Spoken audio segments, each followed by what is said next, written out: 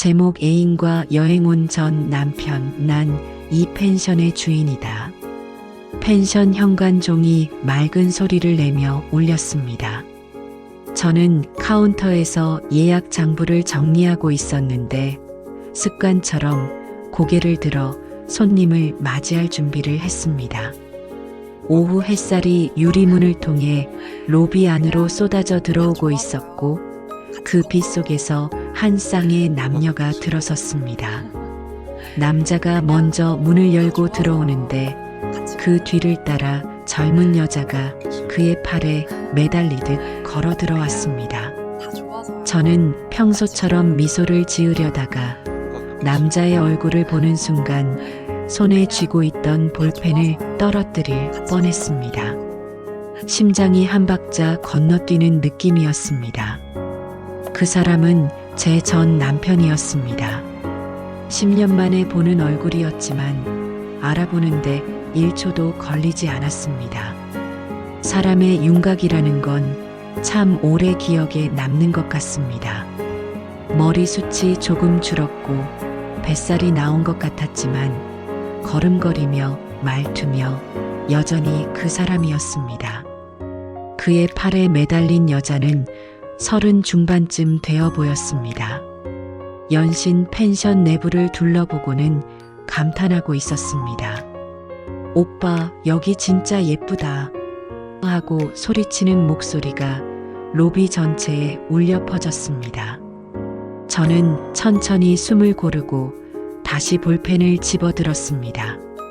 손이 조금 떨렸지만 예전처럼 심하게 흔들리지는 않았습니다. 이상하게도 마음 한구석이 차분해지는 느낌이었습니다. 아, 저 사람은 아직도 저러고 살고 있구나. 그 생각이 머릿속을 스쳐 지나갔습니다.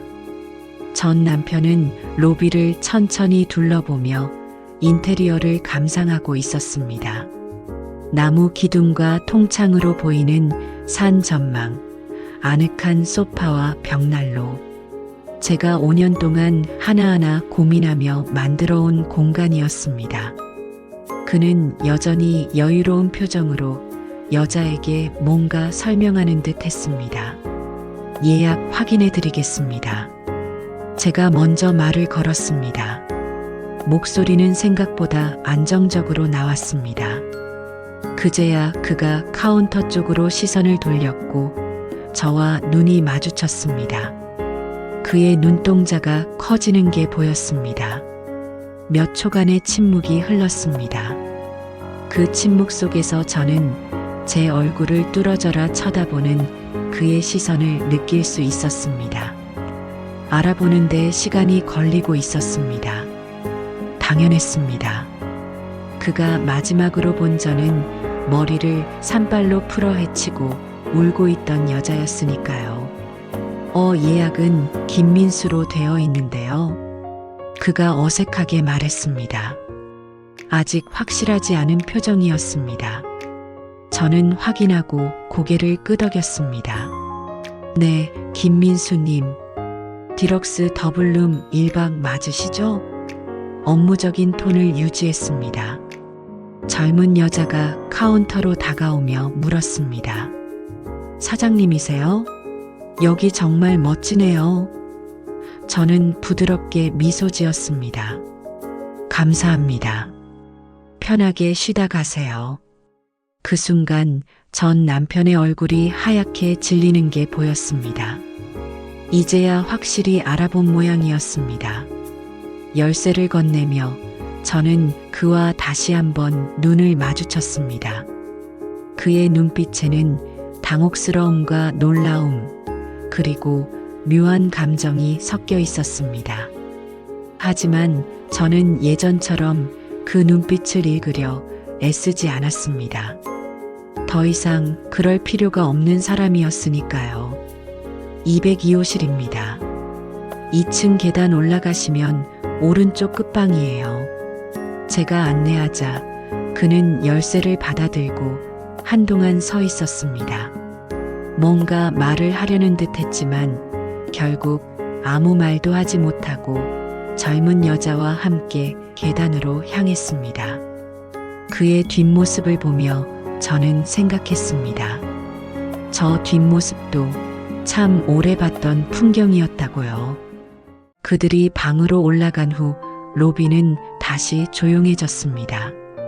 저는 의자에 앉아 잠시 눈을 감았습니다.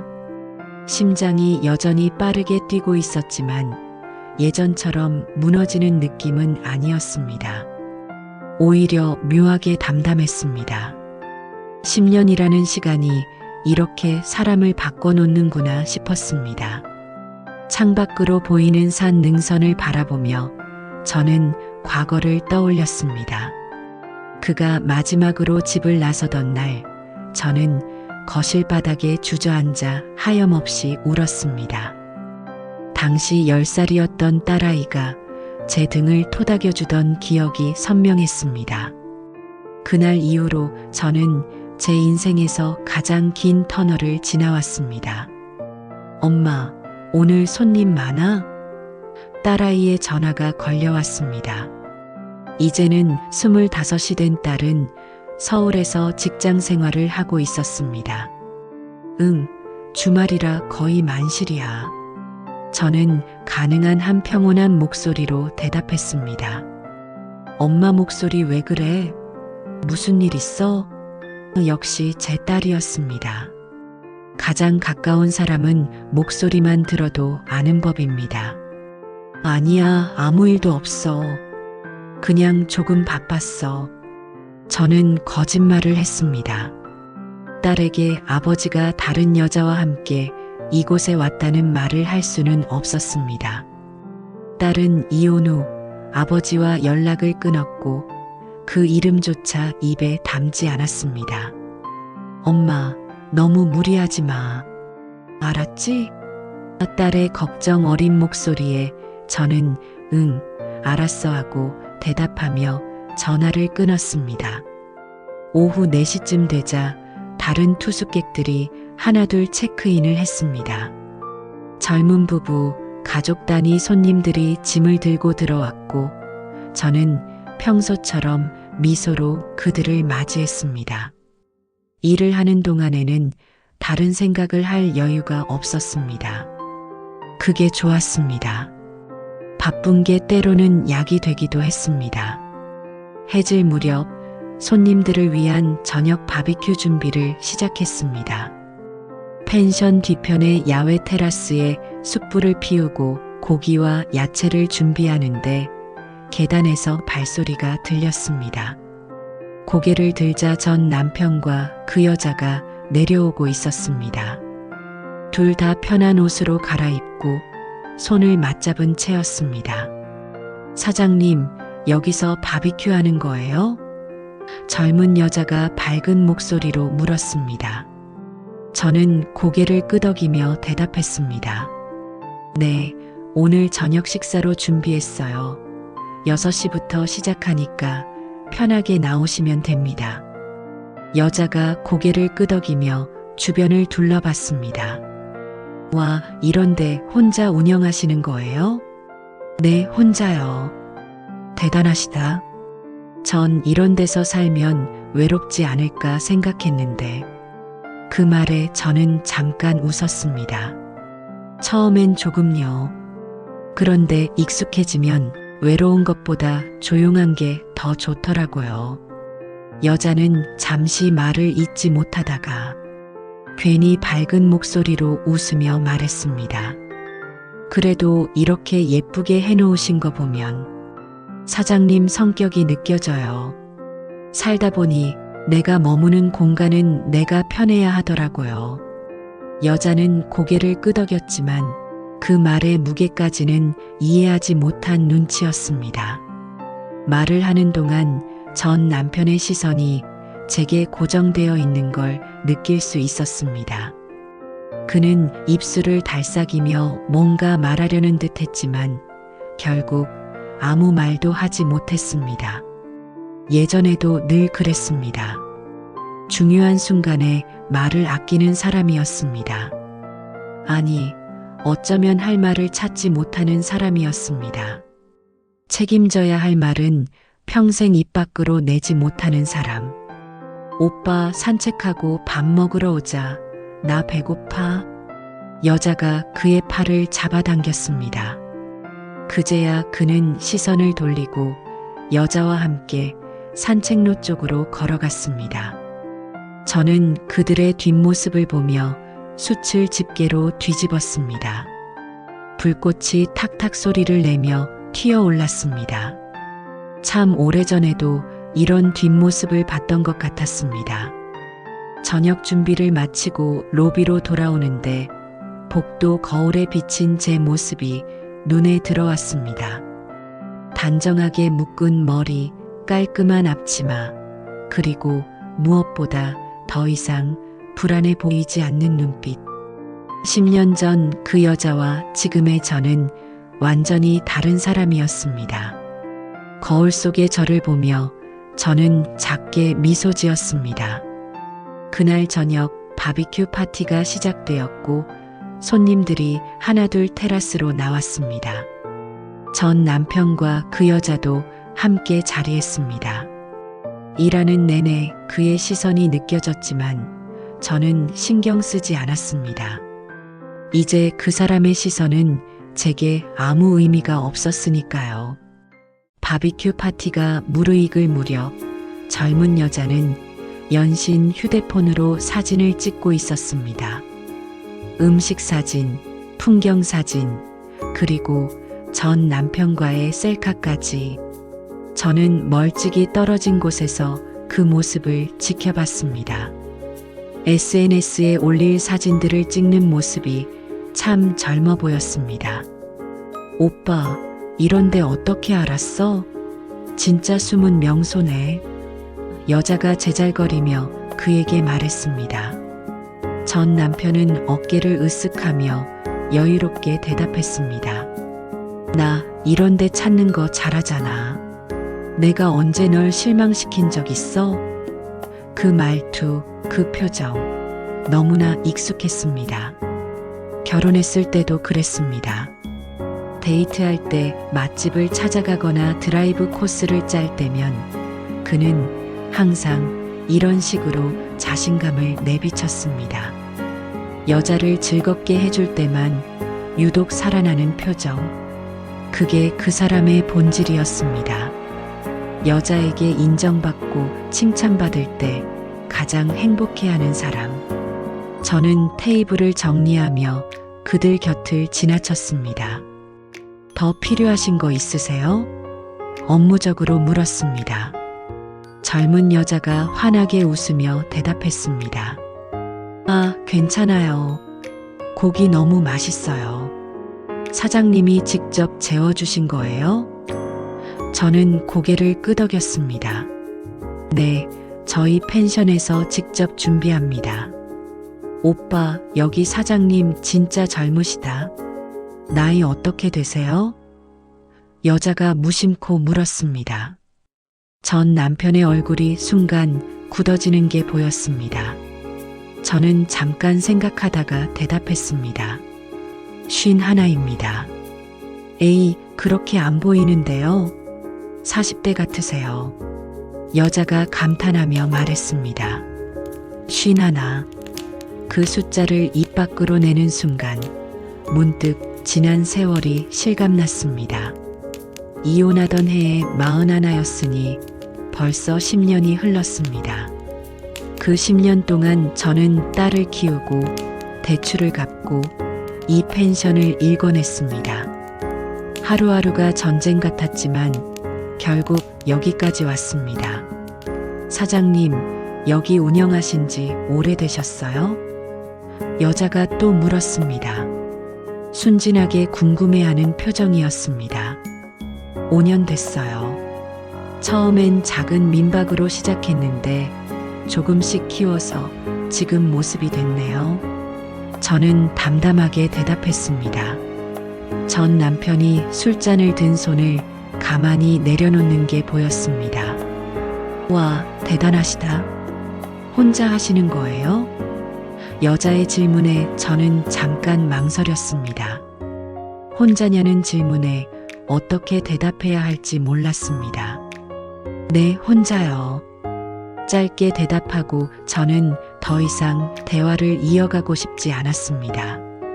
손님들이 하나둘 방으로 돌아갔습니다. 전 남편과 그 여자도 자리에서 일어났습니다. 사장님, 맛있었어요. 내일 아침도 기대할게요. 여자가 밝게 인사하며 올라갔습니다. 전 남편은 제게 눈인사를 하려다가 멈칫하고는 그냥 고개를 숙이고 계단을 올라갔습니다. 저는 홀로 남은 테라스에서 정리를 시작했습니다. 그릇을 치우고 테이블을 닦고 의자를 정돈하는 동안 산 아래 마을의 불빛들이 하나둘 켜졌습니다. 고요한 밤이었습니다.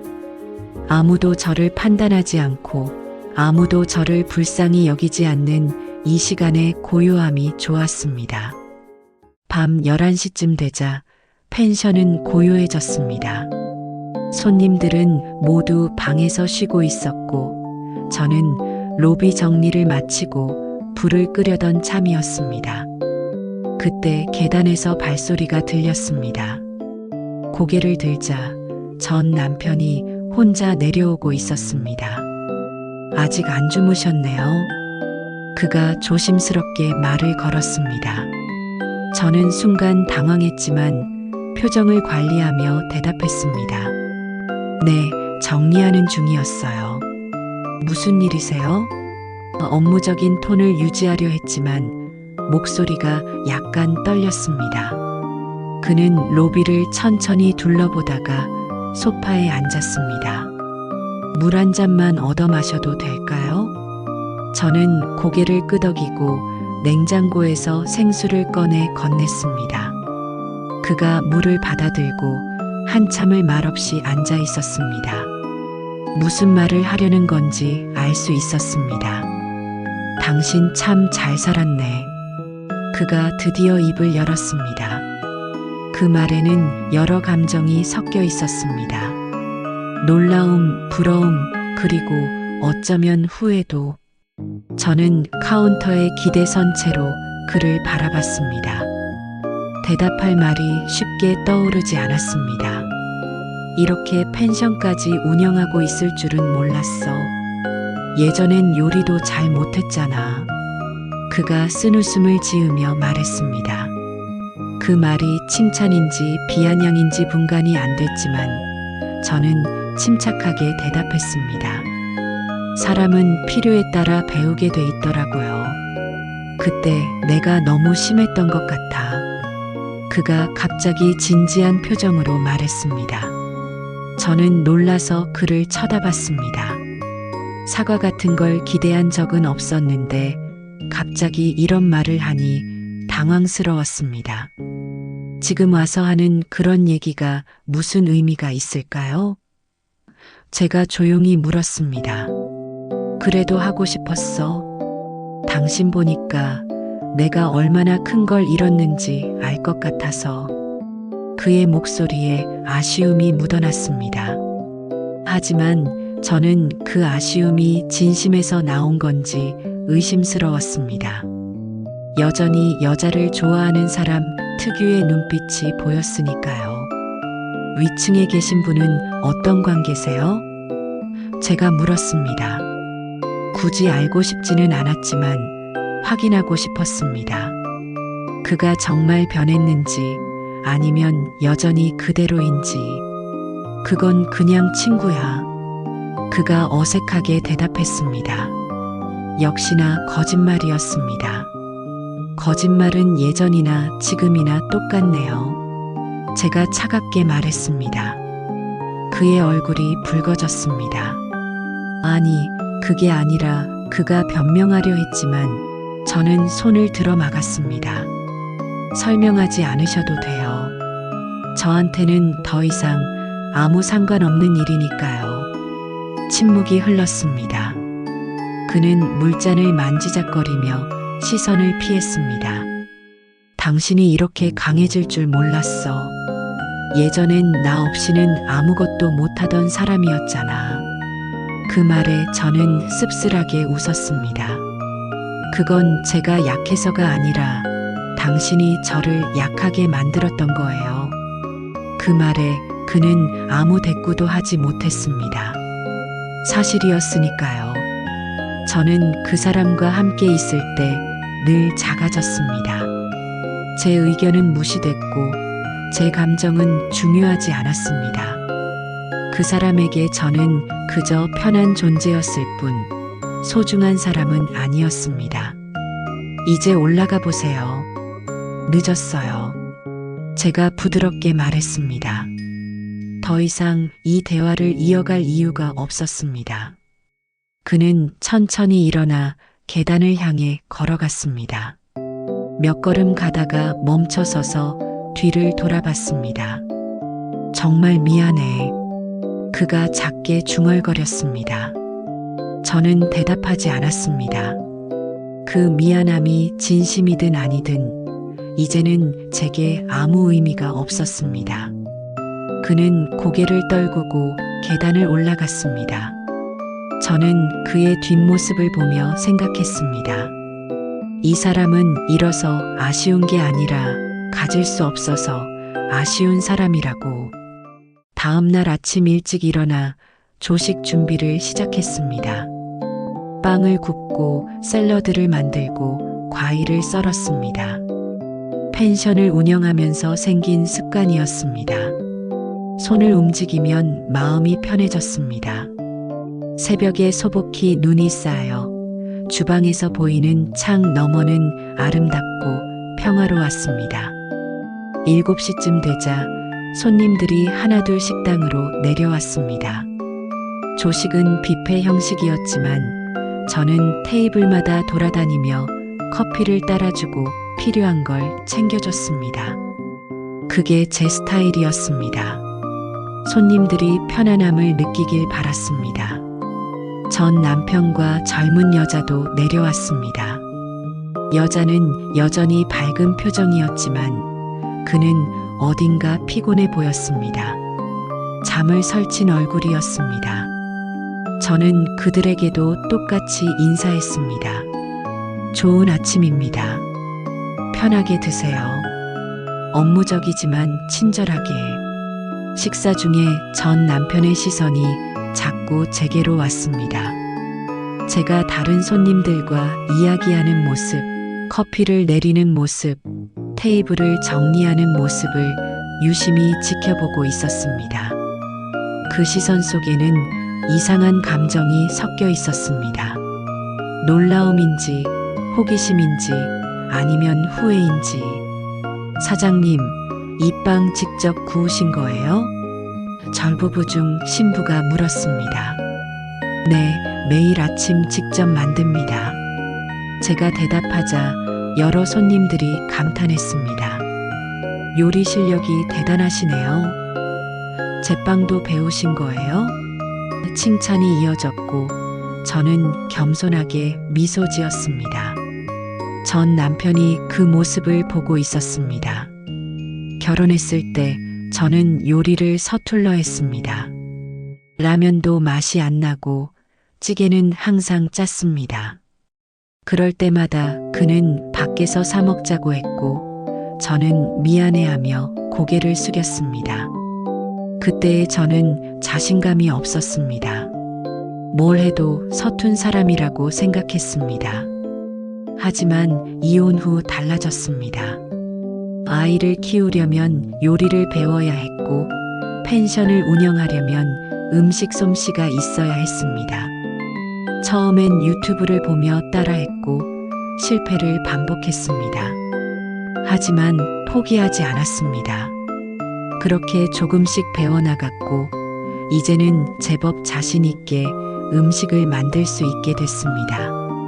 식사를 마친 손님들이 하나둘 체크아웃을 했습니다. 전 남편과 젊은 여자는 마지막까지 남아 있었습니다. 체크아웃 시간이 11시였는데 시간이 다 되어서야 짐을 들고 내려왔습니다. 여자는 여전히 방긋 웃고 있었지만 그는 표정이 무거워 보였습니다. 여기 정말 좋았어요. 다음에 또 올게요. 여자가 환하게 말했습니다. 저는 고개를 끄덕이며 명함을 건넸습니다. 감사합니다. 또 오세요. 전 남편이 명함을 받으며 손이 약간 떨리는 게 보였습니다. 잘 지내셨네요. 그가 작게 중얼거렸습니다. 네, 덕분에요. 그 말에 어떤 의미를 담아야 할지 몰라서 그냥 사실만 말했습니다. 덕분이라는 말이 아이러니하게 들렸을지도 모르겠습니다. 나의 말에 그의 눈빛이 흔들리고 있었습니다. 뭔가 말하고 싶은 게 많아 보였지만 역시나 아무 말도 하지 못했습니다. 옆에 여자가 있어서 그랬을 수도 있고 아니면 정말 할 말이 없어서였을 수도 있습니다. 오빠, 빨리 가자. 서울 가려면 지금 출발해야 된다니까. 여자가 그의 팔을 잡아당겼습니다. 그는 잠깐 더 머뭇거리다가 고개를 끄덕이고 문을 향해 걸어갔습니다. 현관에서 한 번 더 뒤를 돌아봤지만 저는 이미 다음 손님을 위한 준비를 하고 있었습니다. 더 이상 그 사람의 뒷모습을 보낼 필요가 없었습니다. 손님들이 모두 떠난 후 펜션은 고요해졌습니다. 저는 객실을 정리하며 이불을 갈고 욕실을 청소했습니다. 땀을 흘리며 일하는 게 좋았습니다. 몸을 움직이면 잡념이 사라졌습니다. 하지만 오늘은 왠지 과거가 자꾸 떠올랐습니다. 202호실 문을 열었을 때 침대 위에 단정하게 정리된 이불이 눈에 들어왔습니다. 그가 묵었던 방이었습니다. 창문은 활짝 열려 있었고 차가운 겨울 바람이 방 안을 정화시켜주고 있었습니다. 저는 잠시 창가에 서서 밖을 내다봤습니다. 이 펜션을 시작하기로 결심했던 날이 떠올랐습니다. 이혼 후 3년째 되던 해였습니다.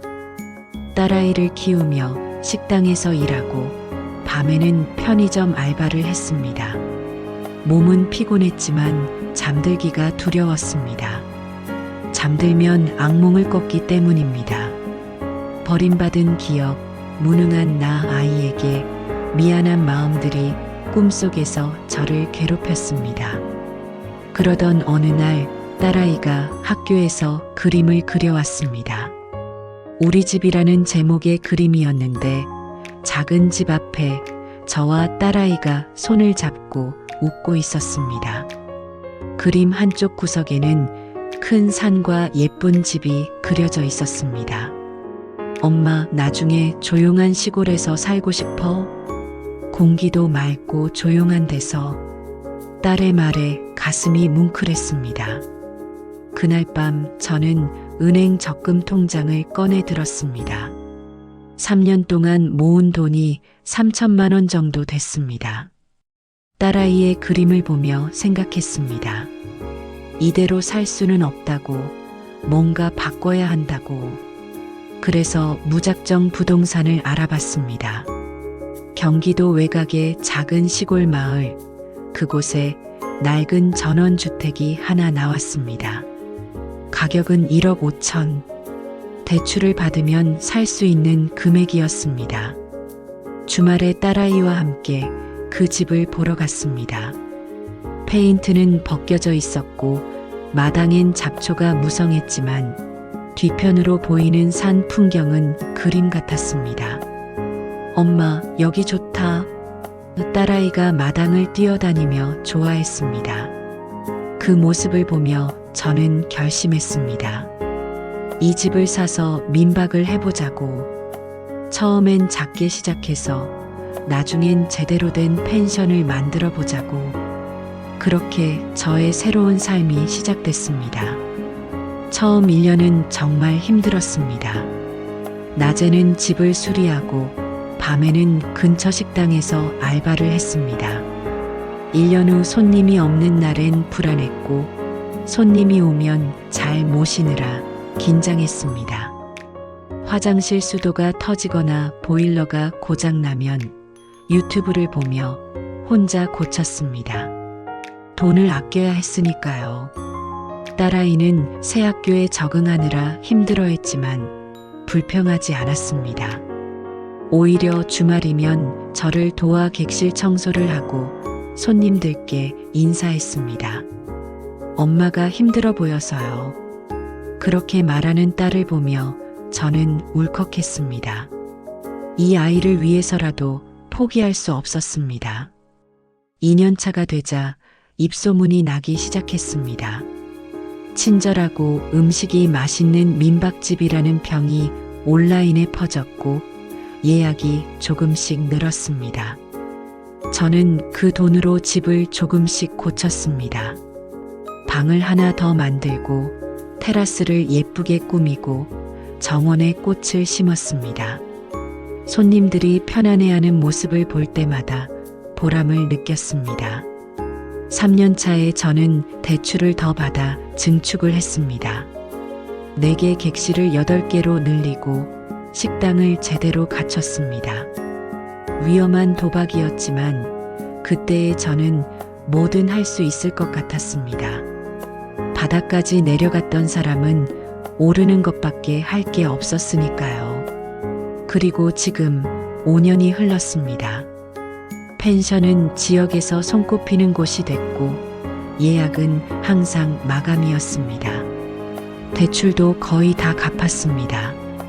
딸은 대학을 졸업하고 서울에서 자기 일을 하고 있습니다.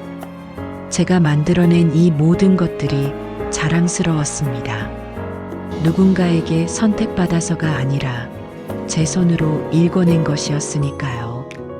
202호실 청소를 마치고 나오며 저는 복도 창문 너머로 보이는 산을 바라봤습니다. 5년 전 처음 이 집을 봤을 때 저는 울면서 이 풍경을 봤습니다. 하지만 지금은 웃으며 볼 수 있었습니다. 그 차이가 제가 얼마나 멀리 왔는지를 말해주는 것 같았습니다. 그날 저녁 준비를 하는데 전화가 왔습니다. 새로운 예약 문의였습니다. 다음 주 금요일에 방 있나요? 저는 달력을 확인하고 대답했습니다. 네, 디럭스룸 하나 가능합니다. 예약을 받고 전화를 끊으며 저는 일상으로 돌아왔습니다. 전 남편의 방문은 그저 지나가는 에피소드였을 뿐입니다.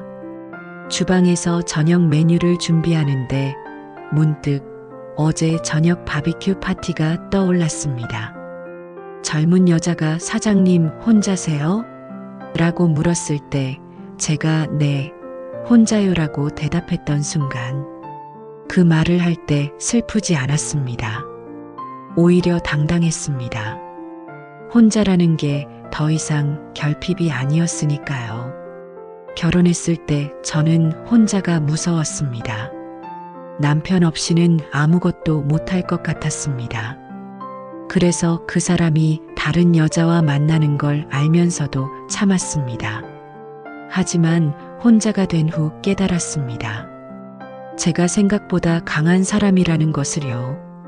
혼자서도 아이를 키울 수 있고 집을 살 수 있고 사업을 할 수 있다는 것을요. 오히려 그 사람과 함께 있을 때보다 혼자일 때 더 많은 걸 이뤄냈습니다. 그게 제게는 가장 큰 위로였습니다. 저녁 식사를 준비하며 창밖을 내다봤습니다. 해가 지고 있었고 하늘은 붉게 물들어 있었습니다. 예쁜 풍경이었습니다. 이런 풍경을 보며 감사할 수 있는 것도 혼자가 된 후 생긴 여유였습니다. 예전엔 늘 불안했고 초조했는데 이제는 이렇게 잠시 멈춰서서 하늘을 볼 수 있게 됐습니다. 엄마, 딸아이에게서 문자가 왔습니다. 어젯밤 꿈에 엄마가 나왔어. 엄마가 웃고 있었어. 요즘 행복해 보여서 나도 기뻐. 딸의 메시지를 읽으며 저는 눈시울이 뜨거워졌습니다. 이 아이를 위해 버텨온 시간들이 헛되지 않았다는 생각이 들었습니다. 엄마도 행복해. 우리 딸 덕분이야. 답장을 보내고 저는 다시 일에 집중했습니다. 오늘도 손님들이 올 예정이었고 그들을 맞이할 준비를 해야 했습니다. 저는 이 일상이 좋았습니다. 반복되지만 안정적이고 바쁘지만 의미 있는 하루하루가. 저녁이 되자 새로운 손님들이 도착했습니다. 60대로 보이는 부부였습니다. 안녕하세요. 예약하신 최영우 고객님 맞으시죠? 제가 밝게 인사하자 부부가 환하게 웃으며 대답했습니다. 네, 맞습니다. 여기 정말 소문대로 예쁘네요. 체크인을 도와드리며 저는 손님들과 자연스럽게 대화를 나눴습니다. 어떻게 알고 오셨어요? 네, 친구 추천으로 왔어요. 여기 사장님이 정말 친절하시다고 해서요. 칭찬을 들으며 저는 겸손하게 미소 지었습니다. 하지만 속으로는 뿌듯했습니다. 제 노력을 알아봐주는 사람들이 있다는 게 감사했습니다. 방으로 안내해드리며 시설을 설명했습니다. 와이파이 비밀번호는 여기 있고요. 필요한 거 있으시면 언제든 프론트로 연락주세요. 부부는 고맙다며 인사했고 저는 로비로 돌아왔습니다. 평범한 일상이었지만 이 평범함이 제겐 기적 같았습니다. 밤이 깊어갈 무렵 로비 소파에 앉아 잠시 쉬었습니다. 오늘 하루도 무사히 지나갔습니다. 전 남편과의 만남도 그에 대한 기억도 이제는 저를 흔들지 못했습니다. 저는 이미 그 사람이 없는 삶에 익숙해졌고 그 삶이 더 나았습니다. 그게 제가 얻은 가장 큰 자유였습니다. 오늘도 누군가의 휴식을 책임지는 하루가 시작됐습니다. 그 일상이 제게는 가장 큰 선물이었습니다. 버림받은 것 같았던 그 순간이 사실은 새로운 시작이었습니다. 10년이 지나고 깨달았습니다. 누군가의 선택을 기다리는 삶보다 내 손으로 만들어가는 삶이 훨씬 값지다는 것을. 복수는 미움으로 하는 게 아니라 잘 사는 것으로 하는 거더군요.